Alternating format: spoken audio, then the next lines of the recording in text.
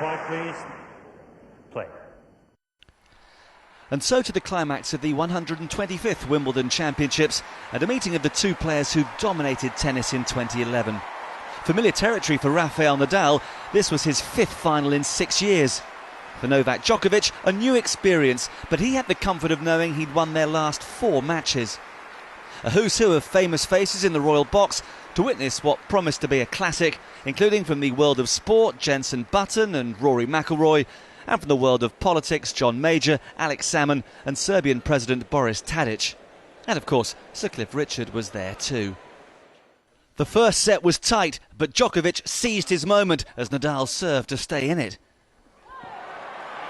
The Serbinator has enjoyed a remarkable year, and it looked to be getting even better when he broke Nadal at the start of the second.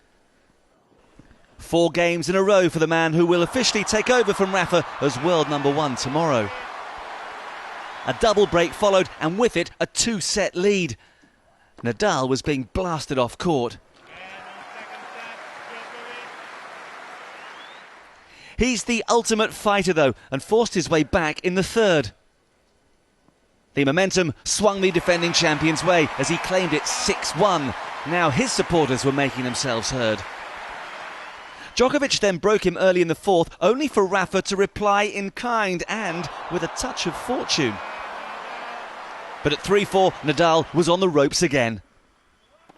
The killer blow, or so it felt to Rafa's father up in the players' box. His son's first defeat in 21 Wimbledon matches was imminent.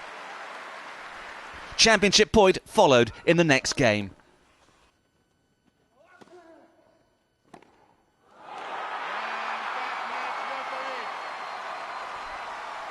So a 5th successive win for Djokovic against his arch-rival, a 3rd major title. He has the Wimbledon crown he's dreamt of since childhood, and with it a cheque for £1.1 million. It's hard to describe, and I can't find words to describe the feeling that I have right now. I managed to achieve a lifetime goal, and I managed to make my dream come true. So all in 3 days' time, and it's just an incredible feeling that I'm gonna never forget. This is the best day of my tennis career. He's in the best moment of his career. I am in one of the best moments of my career. Still not enough for him. I have to play longer, I have to play more aggressive, I have to have less mistakes. Yes, that's what I have to do. In keeping with tradition, the mixed doubles final concluded the programme for another year on centre court.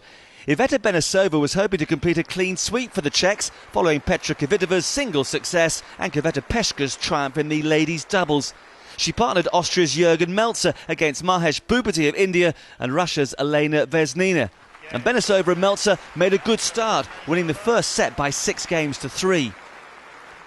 An early break gave them control of the second, and at 5-2, championship points awaited them.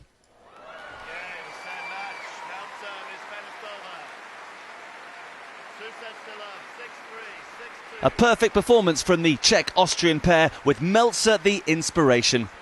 Newly formed for these championships, it's a winning start and, in Benesova's case, a first Grand Slam title. A British winner was guaranteed in the boys' doubles final, which pitted George Morgan and Croatia's Mate Pavic against Ollie Golding and his Czech partner Jiří Veselý. Golding and Veselý were the number 1 seeds and justified that billing as they took the first set 6-3. Not in the least bit dismayed, Morgan and Pavic, seeded 12, struck back in the second, winning that 6-4. The decider was tight and tense, but at 5-6, Veselý was up against it, facing a championship point on his serve.